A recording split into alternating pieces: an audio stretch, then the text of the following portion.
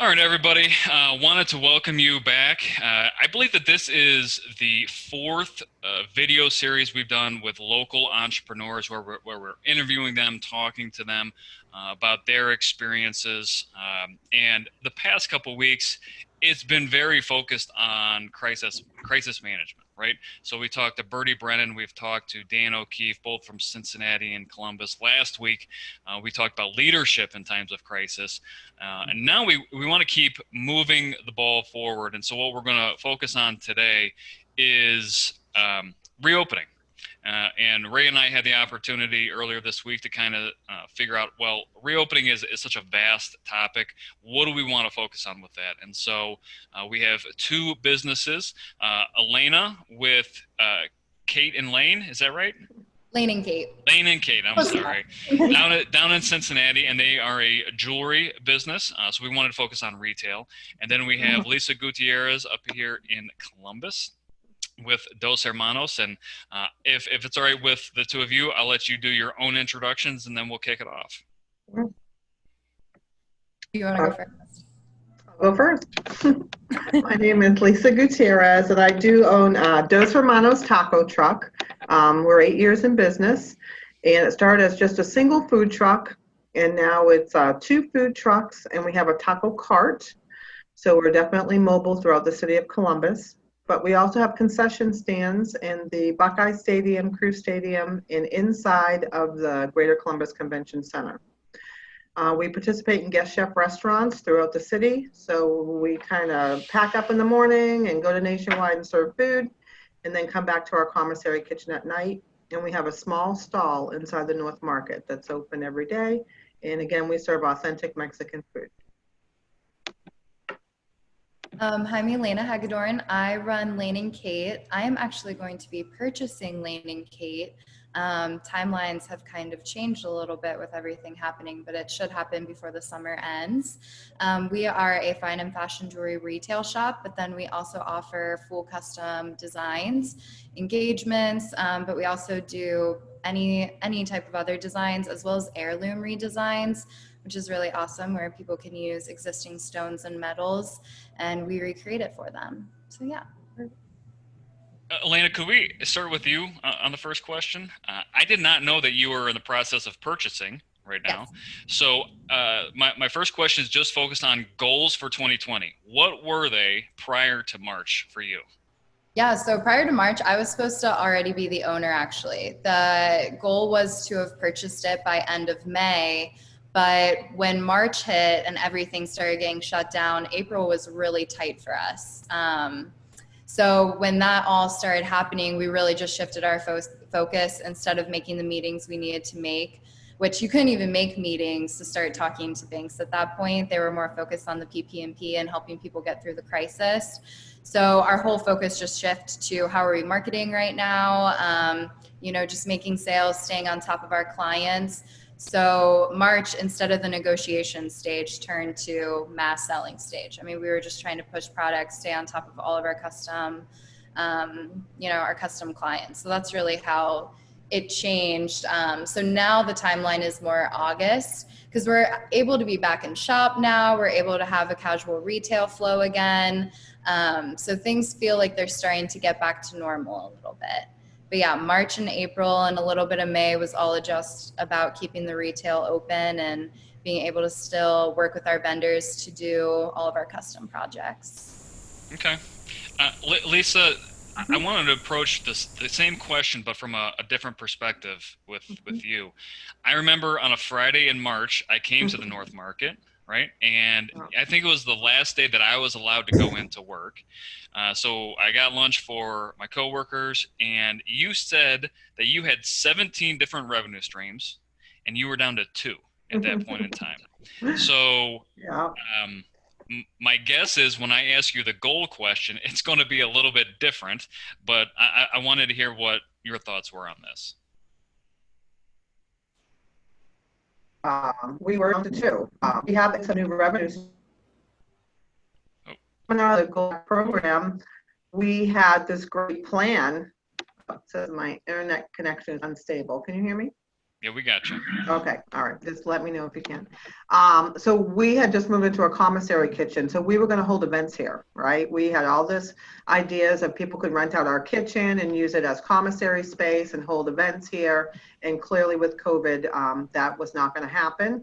And then we also were building Bridge Park. We are going into the North Market Bridge Park up there, and that was supposed to open for the Memorial Tournament, which of course in May, didn't happen either. You're talking about building a brand new restaurant. And we had just signed a 5-year lease here. We moved in October in this commissary space. And I needed to work my Goldman & Sachs business plan of adding additional revenue with events. So we were really looking forward to that. So yes, both of those things were crushed. And like everybody else, we just started to pivot. Crushed. That's Crushed. A big word. Like a big. He'll be back. I think I felt that. Mm-hmm. So let's just focus on your reactions to the crush, right? Or to timelines being put off in Elena's case. When you started to have to make decisions on where your attention or where your work or where your decision making was going to go, what factored into those? What were the main drivers on your decision making in mid-March? For me, I knew that we were overextended with loans and money that we owed because we were going into our busy season, right? Weddings, graduations. I didn't mind being overextended because I know that Cinco de Mayo's in May, graduations are in May, and looking back at the history of the business, May is always our triple revenue month than any other month of the year. So I felt like, we're in the middle of planning a build out, we can do it. We had applied for financing, no one expected this to happen. So I looked at the staff because businesses were closing around us inside the North Market. And the staff was starting to call and say, the governor's closing this and this is mandated, and we see other vendors closing up. And I actually said to my brother-in-law here at the commissary kitchen, put the meat in the freezer. And he kind of looked at me, why is a ghost? And then some of the staff were slowly trickling into my office, fearful, pale, no money saved, little kids at home, wife doesn't work. And my brother-in-law has been told to put the food in the freezer. So I said, well, I got to work. I got to work. They got to work. We have to figure out how we're going to work safely. We went from day to day, hour to hour, to minute by minute. And I said that to the people that were here, we're minute by minute. You may have a job right now, but in 5 minutes at 2:00 when Governor DeWine gets on, and gives us some direction, we may not all have a job. But if you want to play minute by minute, then as an entrepreneur, I'm willing to play minute by minute with you. And there was a few people who we had to lay off some because we had 21, and I knew I couldn't pay 21. I had a few payrolls under my belt, but not with 21 employees. So I said, who absolutely has to stay? And who prefers to go and shut the door and stay in place and never look back?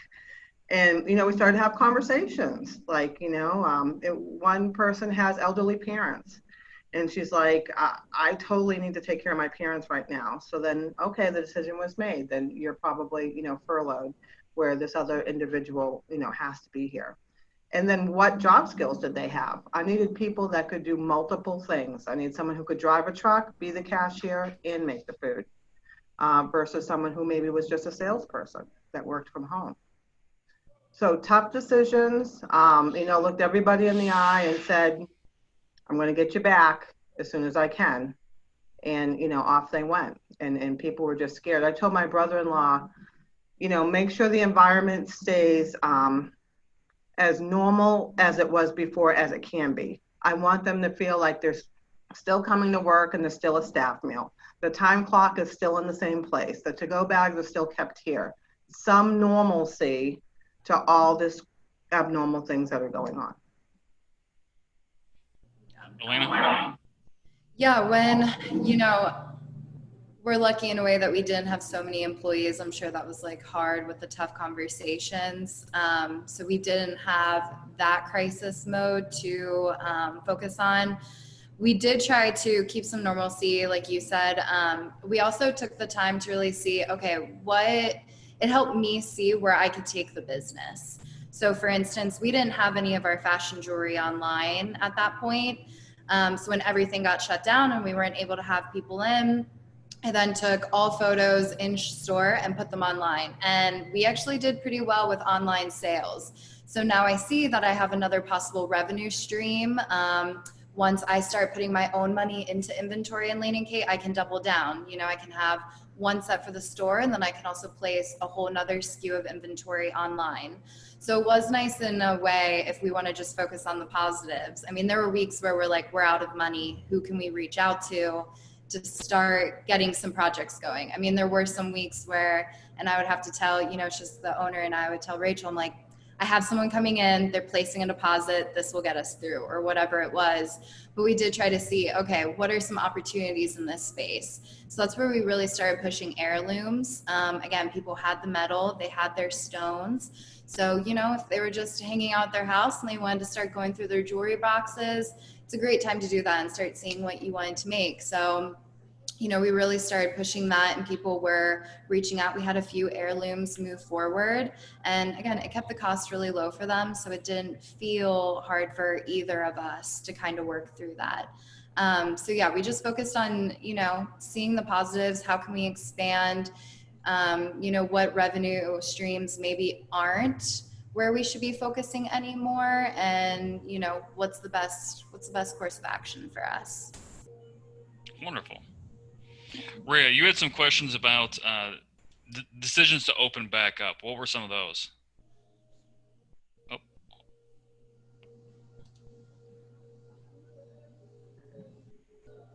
Sorry about that. I am curious about that because there are so many things that have kind of sort of been converging on this time and space and place for opening back up. And so I'm going to ask about opening back up the food service from the perspective of opening up came with a lot of things that were probably not in your original plan when we start talking about safety and hygiene and how you have to work with clients these days. So can you talk a little bit about what that reopening looked like, and did you choose to do lead time, or did you just like, oh, I can open today and here we are, we're here? So can you talk a little bit about what that looked like? Yes, absolutely. So for us, we never closed because we decided to just work within the mandates and, you know, stay within the guidelines and be open with what we were allowed to do. So that meant takeout. So the North Market as a whole, as a building, as an entity, they decided to reduce the hours of the North Market. So it would not be open Mondays and Tuesdays, and it would be only open Wednesday through Sunday, 11 to 5.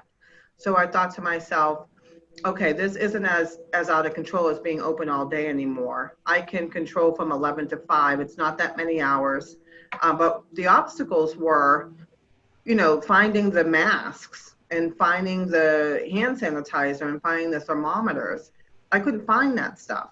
And the grocery store lines were so long, you know, after being on the computer all day and reading all the breaking news and getting all the emails and trying to figure out what's open, what's closed, who's canceled, who hasn't. Remember, my salesperson has now been laid off, so now I'm all hats, even more all hats. To go out at 5, 6, 7, 8 o'clock at night and the grocery line is out the door and it's just chaos before the curfew. And then you get there and there's none of these things that we need for the staff to have to be safe, was just frustrating. Anytime I tried to order anything off Amazon, you know, it said it was coming 2021, literally. So we honestly reached out to some of our corporate partners that might have more access to some of this stuff, some of our community partners. You know, we're here at ECDI, and I asked them, you know, do you have this stuff? I'm on the phone with GFS, just get me something so that I can have it here for the staff, even if it's just a little bit. And I don't, at that point, I didn't even care what it costs. I just know that I needed it to operate, to be able to employ these people that had decided to go forward with me. So we stayed open, but when it came down, when the governor said what we really needed to stay open, like when we talked about the shields and we talked about the social distancing with the X's on the floor and stuff like that, you know, that was a difference, because we had just kind of been open under the, you know, radar within the mandates, but now there were some specific guidelines that we had to, things that we had to purchase, and we even did some construction in the food trucks to keep people safe. A lot of people canceled, you know, their weddings, their graduation parties. One thing as an entrepreneur I learned the hard way was the contracts weren't there. And if something happened, I was just returning money left and right. But then we also found out how to serve creatively, safely. So we were doing, when they were doing these drive-by graduation parties, we were pre-making the food here in the commissary kitchen, and then we were just handing out, you know, as they were coming, and some graduates that weren't able to have their traditional graduation party. So we stayed open the whole time, but we implemented online ordering in the food truck, which I think was very creative, because if you think of back to food truck days, you know, you just kind of go up to the truck, you order. Who would have known you can order online and pre-order your meal? And then we're kind of like the Panera scenario. We just show up with the truck, the food's ready on the table with your name on it after you've ordered it on your phone, and you just pick it up. It keeps our staff safe, and it keeps the customer safe. So that was it. Thank you, Lisa. What about you, Ellana? What was getting back to the shop like for you? Yeah, so we're still slowly opening. The only reason why we're opening more hours is because we're under a pretty big landlord down here that requires the store to be open so many hours at a time. So we're still limiting the amount of people, but initially, probably until mid-April, I believe we weren't really doing any in-person appointments. Everything was video call. And that was interesting because, you know, in the store, usually if I'm doing a custom appointment, I can lead them to the jewelry, kind of point out, you know, what they're looking at, kind of explain everything. And then I see what they pick up, and then I can go off what they like and, you know, steer the conversation into, you know, a design for them. On video call, you know, I would answer and be like, hey, do you have any thoughts? And they're like, nope. I'm like, all right, how am I going to steer this to try to get to what they want? You know, no inspiration pictures, no nothing, no, you know, nothing around me to really show them what we can do. So that was interesting. So the minute we could go back to, once they said, I think it was what, top of May, they said retails could start going back to having appointments, we would then have appointments. So it was a lot, honestly, because we would have to come in, we would sanitize the whole store. It was also hard for us to find sanitizer. We had about this much left in a bottle when everything went on lockdown. So we went through a mad dash trying to find some. But yeah, so we had them sanitize their hands when they came in, because we keep everything very accessible to people. We have a range of prices. So people would want to just come in and shop for a $40 pair of earrings for their mother for Mother's Day. So, you know, we would have to have them sanitized. Then if they needed to try on anything, those would get fully sanitized. And then we're also working with metals that could deteriorate based on certain cleaning products. So, you know, if someone is trying on rings and they're constantly sanitizing because they're nervous, that can deteriorate the metal. So it was a little bit of a, you know, we had some hot soapy water around because that's the best to clean your jewelry with. We had that out. People, you know, everyone had to wear a mask to come in, and still only 6 people can be in at a time. So 3 couples essentially. But, you know, in OTR, there's not too many shoppers. So right now, so most of what I'm seeing is just by appointment. So it was strange to go on video trying to showcase jewelry. So we were really happy when we could start doing small by appointments. So Ellana, how do you, because the jewelry is such a personal, customized piece, with the food, you can put it on the table and people can kind of walk up and get it. So you do keep people safe. But when you have to get into and you're looking at a piece of jewelry and somebody's 6 feet away, how are you guys managing that component of it? Are you? Yeah. You know, we do stay 6 feet away, and it does, you know, even when I lead them out the door, I'm like, I would hug you or shake your hand, you know, but we'll keep our distance. So Lane and Kate is already an intimate space. As far as selling jewelry, I think I just built an intimacy around the conversation. It no longer was as much about the sale. It never really is in the space because we just enjoy design also. So a lot of it was me asking about the person that they were creating this ring for, asking why are we redoing the heirloom, you know, asking what that grandma's ring meant to you. So it was a lot more built around the conversation and trying to gain an intimacy in that way versus focusing that on the sale and the actual jewelry we're speaking to. So I think I'm a little bit closer to the clients I worked with during this time because it was so much back and forth, understanding, getting to know them to build an experience around the jewelry since we didn't have the normal experience offering. And, you know, even how you said some of your vendors, you went from so many revenue streams down to so many. We ran into the same thing. Some vendors just couldn't work. So, you know, also explaining that in a delicate way and being able to pivot that conversation to what we needed. It was more of a story versus just a sale. Okay. I want to talk about, so I know that you shared yours and you have not as many employees as I think Lisa has. How did you manage finding the PPE and monitoring the health of your employees as they were coming through, Lisa? I assume that you check them out intermittently during the day or just when they come in, or? That's a great question, Rea, because we have so many different moving pieces, right? So I talked about going to the store and not being able to find those items, but it wasn't just from one location, because I have some staff that report to the North Market first. I have some staff that just come to the commissary, and I have some staff that just meet the food truck at the location that they're serving. So I had to find, you know, 3 sets or 4 sets of thermometers, 4 sets of hand sanitizer, so on and so forth. Or, you know, we went through so many boxes of masks. And I think in the beginning, people were fearful. I don't want to say the staff was hoarding masks but I think people were taking them because they knew they couldn't find them in the store. And then here we are, this little business that found a box, you know. I think I even put like a little newsletter out to other food trucks. And I'm like, if you guys need masks, we have masks. And then in hindsight, I'm like, don't tell anybody we get all these masks, you know, because, you know, people couldn't find supplies when it first started. So they come in, they take their temperature, they record it on the log, you know, that's what the health department wants to see.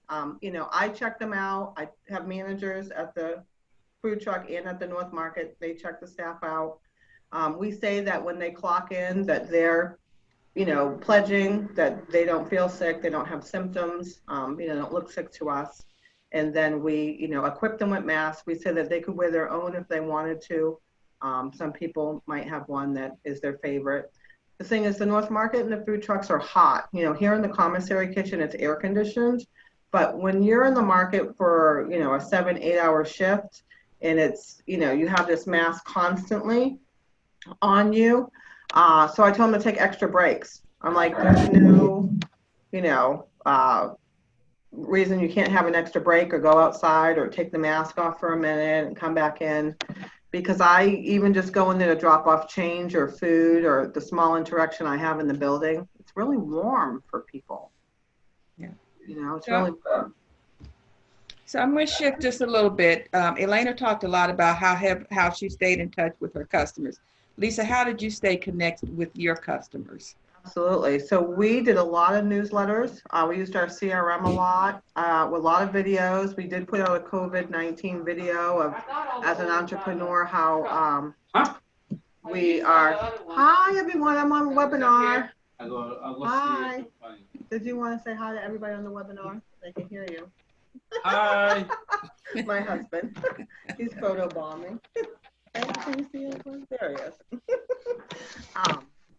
Anyway, so what was the question? I apologize. It's how did you communicate with your customers? Okay, newsletter, lots of social media, and CRM. We also use food bloggers because they had a good reach to our customer. So it was a little untraditional way, but they actually contacted us and said, you know, we love you guys. We want to get whatever you need us to get out.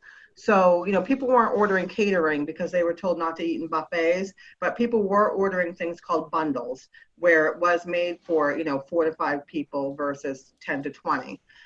So we used them to get the word out about bundles that could be ordered online and picked up. So one of the things that I've noticed from both of your answers is the necessity to be creative. And it's been from a couple different ways. So when I look at it from Lisa's standpoint, she talks not only about online ordering at the food truck, but also using partnerships to kind of meet gaps in your areas. But then from Elena's perspective, really shifting focus from certain product lines to, you said the heirloom product lines is where you wanted to put a lot of attention. So as hopefully we come out of this, are there any things that you've instituted in the past 2-3 months from a creative standpoint that you're going to continue on, that you found a gold mine in, you found a great new revenue stream with? Yeah. I'll let you go first, Ellana. Sure. Definitely placing more product online. It really did help us get through everything. Before, we just focused on the actual boutique. So once we couldn't sell in the boutiques, we didn't need inventory for it. So we put it all online, let people shop. I also used social media a lot on our stories. I then tagged all of our product in the stories so people could instantly click. They would see the price, see the material right there, and it would just lead them. So I think it's about just creating a story is what we're going to be doing throughout. We're really going to pre-plan how we're selling products. So, you do the social media posts, then you go to your story, post the product line, what it is, materials, price, and then from there they can instantly click, go to our online shop, add it to the cart, and purchase. I think as long as you have that story built in and you have a way for them to follow the product, they're going to find it. So we're definitely planning out our inventory a lot more now, and also planning out how we're going to attack social media, because that's really what we use the most. I mean, we get walk-ins, but social media is really huge for us as far as marketing. So it kind of goes back to how I built an intimacy. You just have to give a story to the brand and kind of lead them to the product. So that's what we're focusing on. Was Lane and Kate not online previously? Was there not an e-commerce part to it? We had e-commerce, but it was only our fine jewelry because we didn't have enough. The current owner didn't really have enough inventory in the boutique to also sell online. So if things were selling online, fashion jewelry wise, we wouldn't have enough in the space to sell when we made our most on the weekends when people walked in. So we just had our fine jewelry online, and we would also use online for custom deposits, or for them to pay for anything that they needed to order through us personally. So we use online in that way, but the being able to now see that we can really grow the business by placing our fashion jewelry online was awesome to see. It really saved us. Custom takes a minute. It takes 3 weeks to make a ring. So you get the 50% deposit, but then that's then used to pay your vendors. So then you're 3 weeks without a profit from that one job. So the fashion jewelry, really using that online helped us a lot. We haven't even talked forecasting and all that stuff yet. So, okay, Lisa, back to you. So with the online ordering, you at the food trucks, I use that service with you as well, because I think I hooked you and my sister up to come to her neighborhood. Oh, yes. And that system was in place at that point in time. So any creative finds that you've used in the past couple months that you're going to keep around? Mm-hmm. Yep, we're going to keep the food truck out at the homeowner associations, which I think is the subdivisions, like we went to your sister's. Before that, we were lunch. I had all these lunch places lined up. We would go there and park outside Nationwide. People would come down and they'd order lunch. And then by 5 o'clock, we were all done and closed up here. But now, staff's coming in right now. So they're coming in at 2:30 and 3:30 for the night shift. So what we found the difference is, at night, people are buying for the entire family. So you've now gone from a check average of, $8 to $11, where I'm just taking it back to my desk to eat myself, to, mom and dad who are now maybe work from home, and the kids, that are in the house. And now we're looking at a $50, $60, $70 check guest average for the same amount of labor dollars. So we will definitely continue with the homeowner associations and the subdivisions at night versus lunch shifts. So from your customer demand perspective, do you see this going away?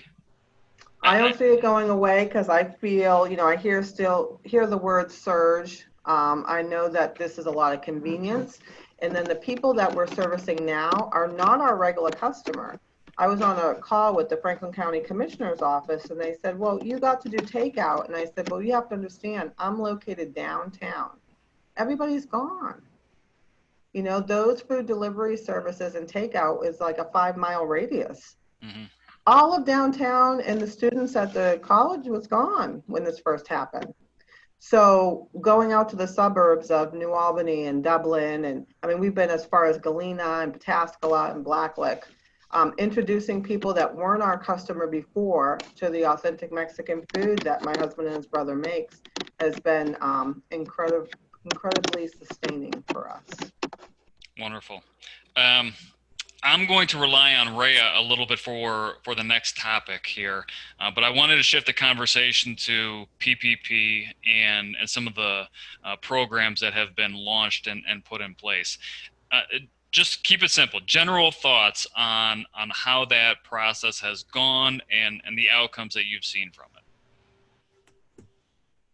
it. You want me to answer? A complete disaster. It was a disaster. God, we have a strong banking relationship with Chase. Rock solid tight. I'm on the phone with the business banker 1, sometimes 2 times a week. We couldn't get funded. I went from there and I tried to follow the rules for the first line, the first round. So they said the rules were, you fill out the application, right? And then don't ask.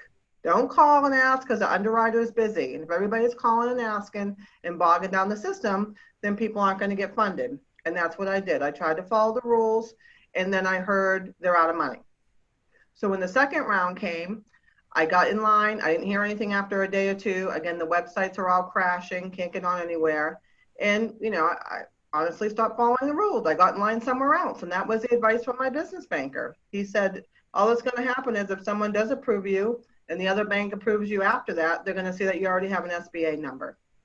And we were in line in 4 places. It took almost 5 days. And I went back to that original business banker and I was almost in tears. And I'm like, we're not going to make it in round 2. And he said, I got a guy. It was a bank I had never used before. I had no pre-existing relationship with them. And they got me done in 3 hours. Disaster. Yeah. And thank God that we had a bookkeeper and a tax person because I didn't have to fill out all that stuff.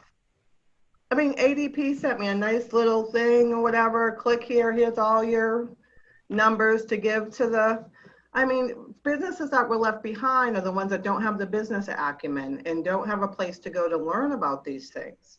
And those are the ones who I think missed out on this funding. And it's terrible. Thank you. So Ellana, how about you? Did you guys take advantage of it? Yeah, so we were actually rejected the first round of the PPP loan also. And then we did get approved in the second round, but it was a quarter of what we asked for. It lasted us for about a week. Just helped us catch up on maybe 2 jobs tops. So that didn't really get us through. What got us through was the OTR chamber. So it showed me how important it was to be active in your community. The OTR chamber had a bunch of grants and they were sending out all the information, helping people fill out the PPP loans. Also SCORE paired with the OTR chamber. They were both just great resources. Our SCORE advisors were messaging us, asking us hey, this is new to me, but I'll help you. Do you need to meet? So that was a really good community, both of those to be a part of. OTR Chamber is still sending out different resources and grant money. I don't know if you have anything similar up to Columbus for your neighborhoods, but that was great. And then, you saw the community kind of come together. It also helped, sometimes you love to hate them, but our landlord's pretty big down here. So, or you hate to love them, whatever. It goes both ways sometimes. But they were really awesome in forgiving rent. They're still forgiving rent here and there, so it's completely forgiven. You don't have to pay it back. So they did allow us to skip rent in April and May, and they're still considering, or April, May, and June. I think we'll have to pay July, but that was really awesome. So I think, location, it's not just everything for the amount of people you get through your doors. It's also everything for the type of community that you have that will reach out. But PPP was a really long process for us. We didn't get through the first round either. The second round we finally got through, but about 3/4. So the organizations in our area helped us through all that. Yeah, and I think a lot of county folks are doing it. And I'm going to do a commercial, a shameless plug, just because I've had the opportunity to sit in on some of the calls. And through the National Urban League, they partnered with Goldman Sachs actually to provide some lending. And their lending partner is a company called CRF.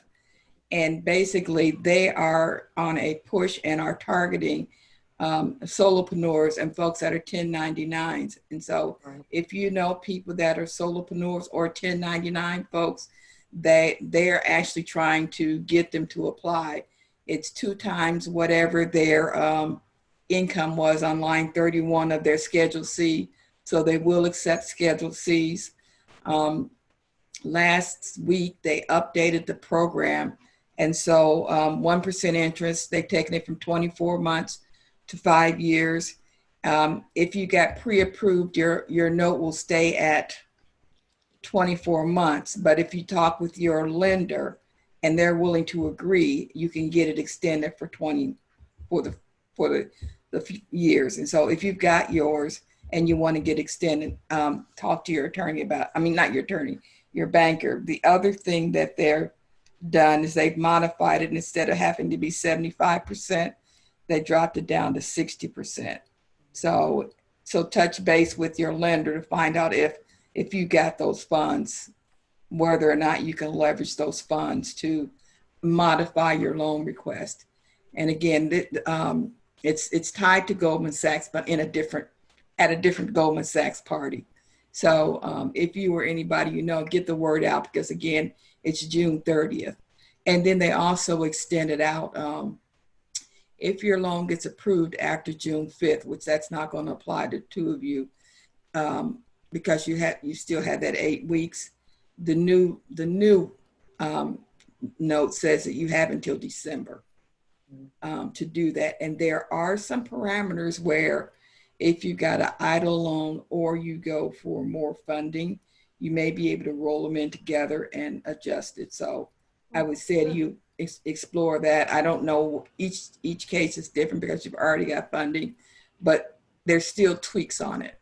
And so I'm happy to hear that both of you looked at other resources, because a lot of the municipalities, cities, states are finding resources within their budget. They can use CDBG dollars and some other resources that they have that they're able to get out to the small businesses to help them.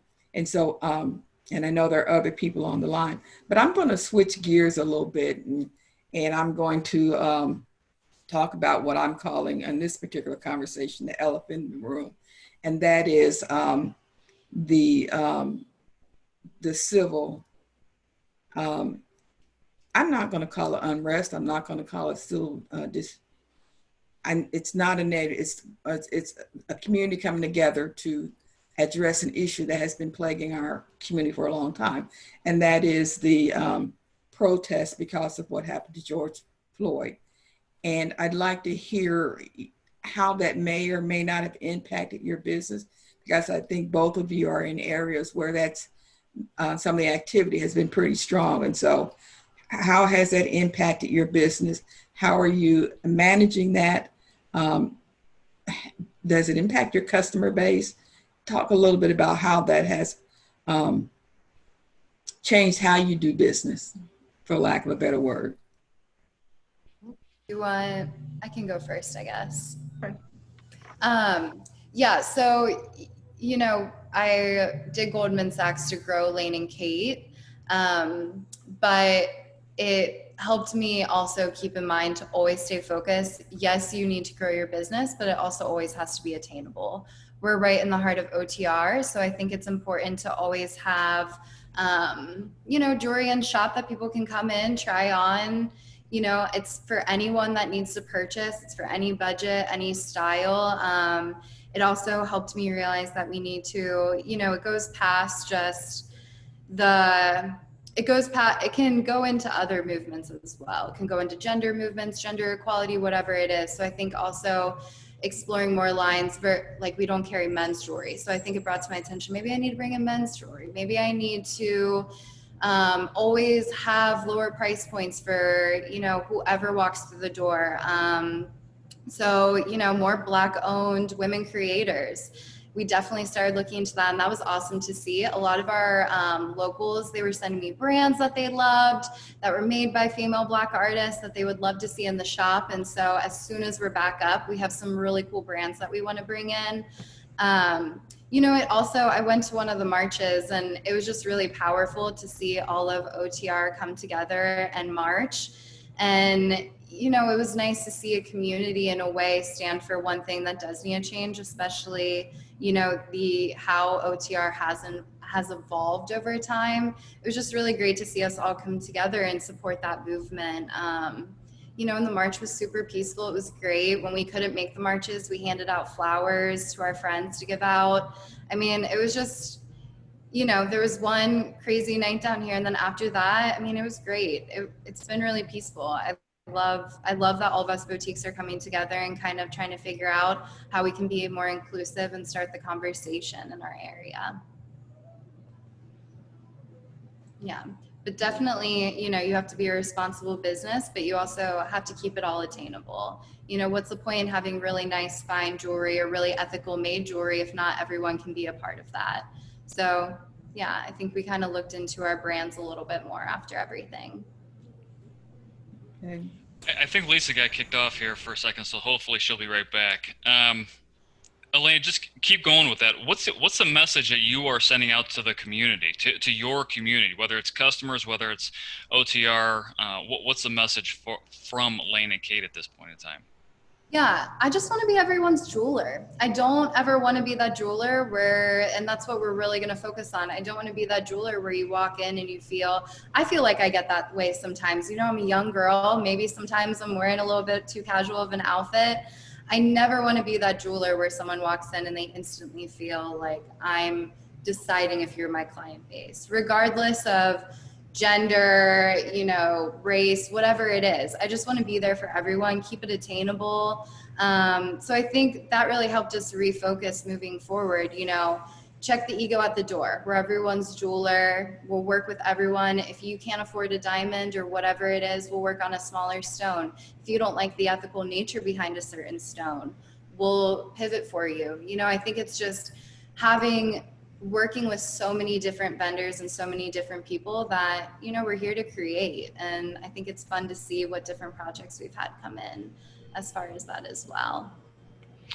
So I'm gonna plead ignorance on Cincinnati right now. You're in OTR, but there's a lot of other neighborhoods and communities down there. Rea, from your perspective, what's kind of been the message from Cincinnati entrepreneurship over the past couple of weeks? Well, I think some is about time, but I can only give my opinion. I can talk a little bit about what conversations I'm having with the business owners that I work with. We all remember 2001, Timothy Thomas and those riots. And I would say a lot of that was going on was the same frustration that you're seeing right now. It was kind of the same environment that kind of fostered what's happening. And OTR was the hotbed for that. And so here we are, fast forward about 20 years later. Over the Vine has seen major investment, and it is kind of like the place that you want to be as a business owner. But there's still a sense of you can still count the number of businesses that are owned by people of color, maybe on two hands. So there is still work to be done. But I think what's different this time is that it is a collective voice, and it goes back to what Ellana said. It isn't people of color trying to yell loud enough to be heard. It is a collective voice, and there are more resources going out, and there are more.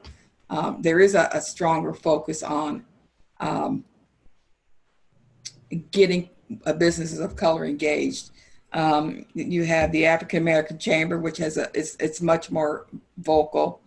You have the Mortar, which is actively engaged in Over the Rhine, which is it's a group that was formed by 3 young Black men that has been very, very successful in the business development arena in terms of helping people take an idea to a project.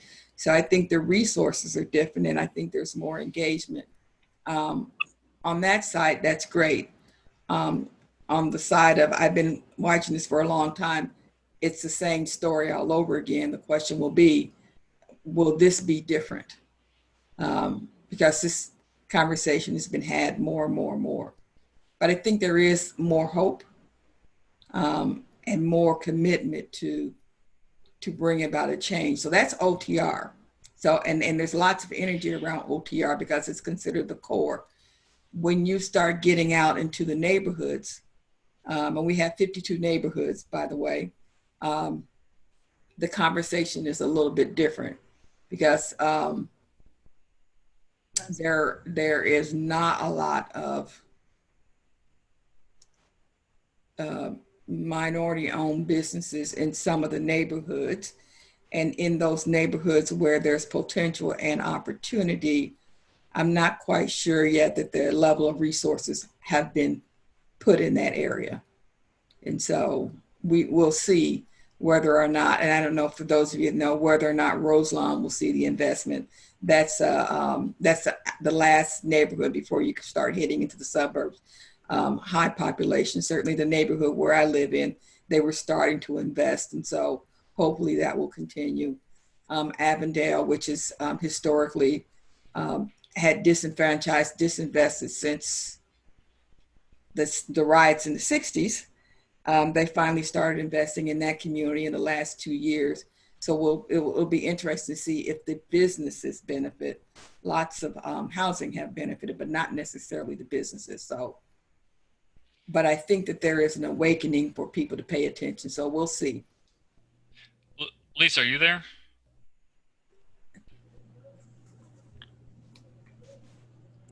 Well, and if you don't mind also, I'll just take this time to say, I'm young, I'm still learning. If there's any points you want me to know being in OTR area, anyone that ends up listening to this, feel free to contact me. If there's any points that maybe you felt like I missed or whatever it is, educate me. Like I would love to hear, I would love to listen. I mean, I'm from Cincinnati and I definitely grew up in diverse neighborhoods, but I realized that this used to not be what OTR used to not be for boutiques. You know what I mean? I mean, there's definitely a gentrification happening out there. So if there's anything that I can educate myself on or help the community in any way, or just bringing up points in general, like please feel free, whoever ends up listening to this, to reach out to me. Okay, Lisa, I'm just going to open the topic to you, and we can get your thoughts and feelings and emotions on it as well. The George Floyd protests here in Columbus, I think, have been going on for 2.5 weeks at this point in time. So how has that impacted Dos Hermanos? How has that impacted you? What are your thoughts on this topic?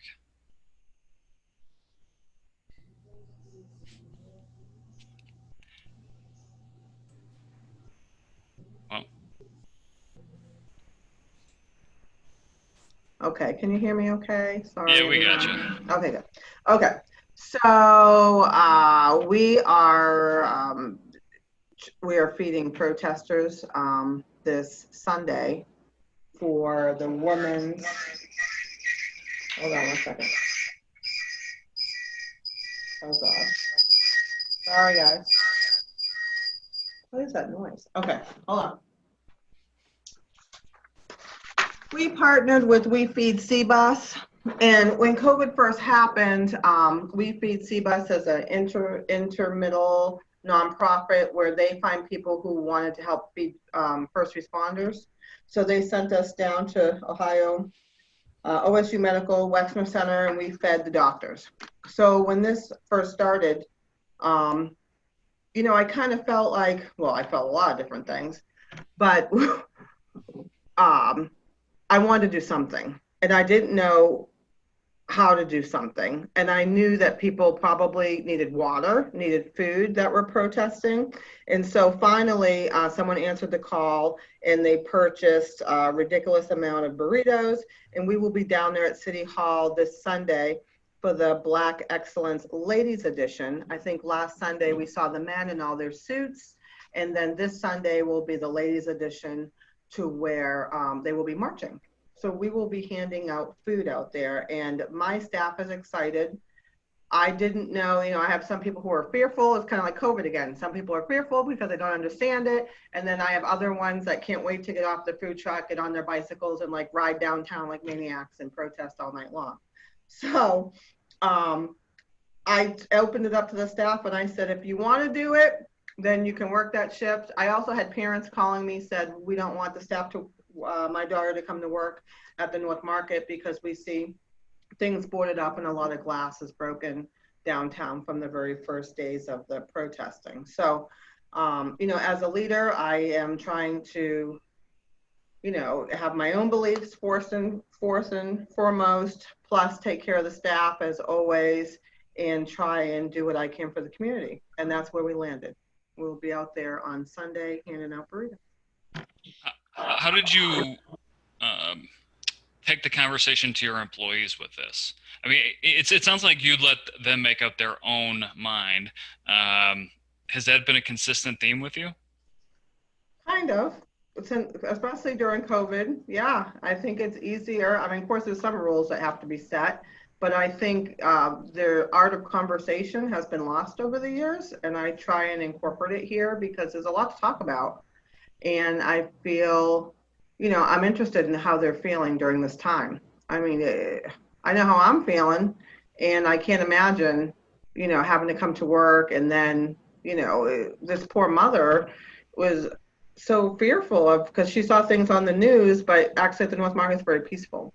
But, you know, she didn't know that because she's sitting at home. You know, people hear things about COVID on the news. They don't want to come out of their house because they're staying in place. But actually, it's really safe here, and we're practicing a lot of good hygiene practices.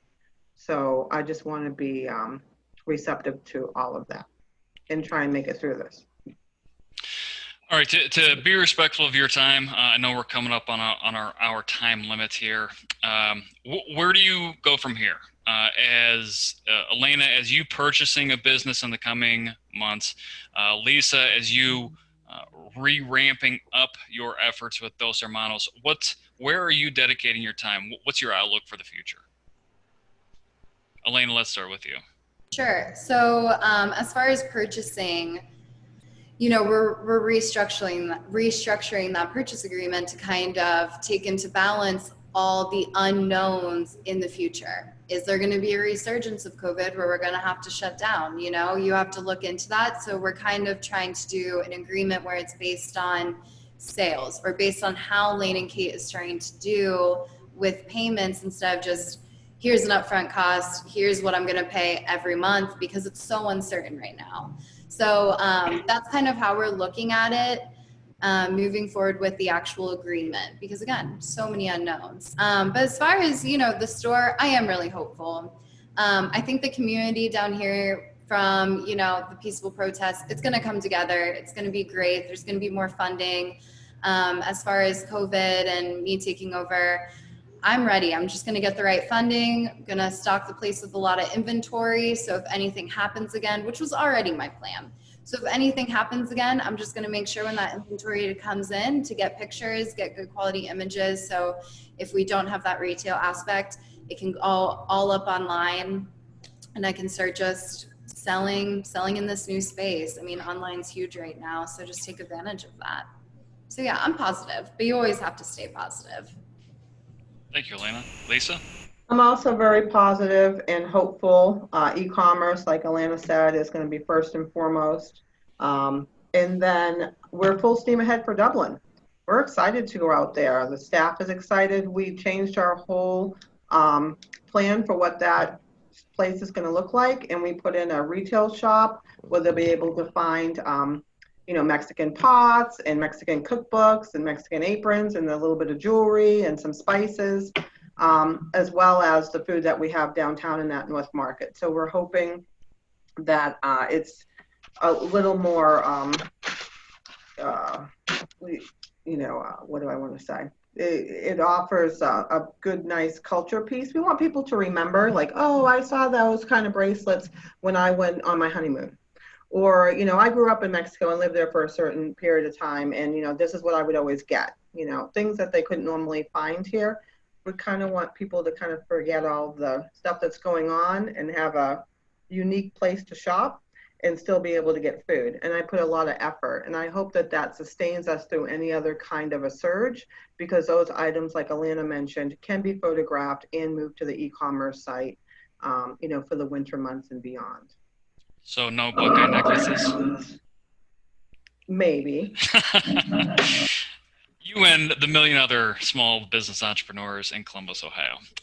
Okay, so I know we had a couple other people on the line. Dwayne, Richard, Denise, any questions that you have for our guests today?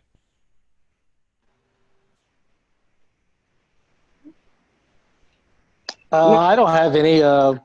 Congrats on the small businesses making it through. I'm an employee for U.S. Bank, so there's a lot of different products that are out there for you guys to help your businesses run post-COVID, just due to having to change speeds just like you. I think all industries, even banks, are changing the way they do to stay competitive.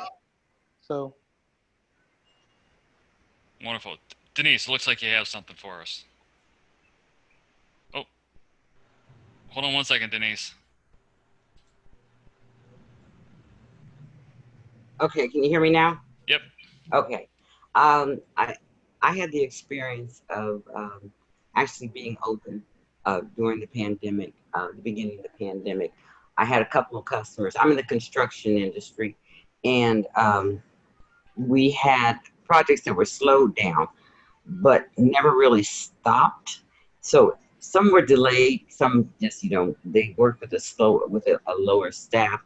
My largest customers closed down for about 4 weeks, and they had a skeletal staff, so we were still working, just not at the level we had been doing pre-pandemic. I feel for, I think it was Rea was talking about the challenge of getting PPE. Well, we use PPE in the course of our business, so all of a sudden we had to spend a great deal of time shopping around to see where we could get the quantities that we needed, which has kind of made it a different world. And then post-quarantine, it has been reinforcing the protocol of going on site and giving our employees some reorientation as to what PPE to use, make sure they had sufficient PPE. But in terms of pivoting during this period, we got introduced to a company that is a major property manager throughout the country. And they have on behalf been soliciting facility sanitizing services. So it allowed us to extend our business, in a whole new area that I hadn't thought of outside of cleaning. And so we spent probably 3 weeks, investigating that, and it's been beneficial. Wonderful. And I mean, that just goes to kind of wrap up what we've talked about, right? Necessity is the mother of invention. That's Yeah. it. Yeah. Okay, thank you. Right, I thought I had it right. So yeah, it's that creative twist on everything that we do as Mhm. entrepreneurs and small business owners to really drive that mission forward. Yeah. Well, I wanted to thank Ellana. I wanted to thank Lisa for joining us here today. Rea, could you wrap us up, please? Yes, and I do want to thank the two of you for being willing to share your story, and then for all those of you out there, I commend you. Being an entrepreneur is not easy work, and I think these last 3 months have shown how difficult it can be, but how creative entrepreneurs are, and so that is, it takes a special kind of person, and so you're still standing and it's 3 months later. You know, I don't know what else could show up that could be more than this, but kudos to all of you. Hopefully it doesn't show up. And you know what? These are stories to tell your kids. You remember back in the day, if you knew what I've been through, teach the ones that are coming up, you know, because they need to understand it might not be all roses, but it's wonderful. So thank you. Thank you for joining us on the call. Much appreciated. Thank you. Thank All you. right, wonderful. Have a great weekend, Thanks for everybody. sharing. Okay. Bye-bye. Bye.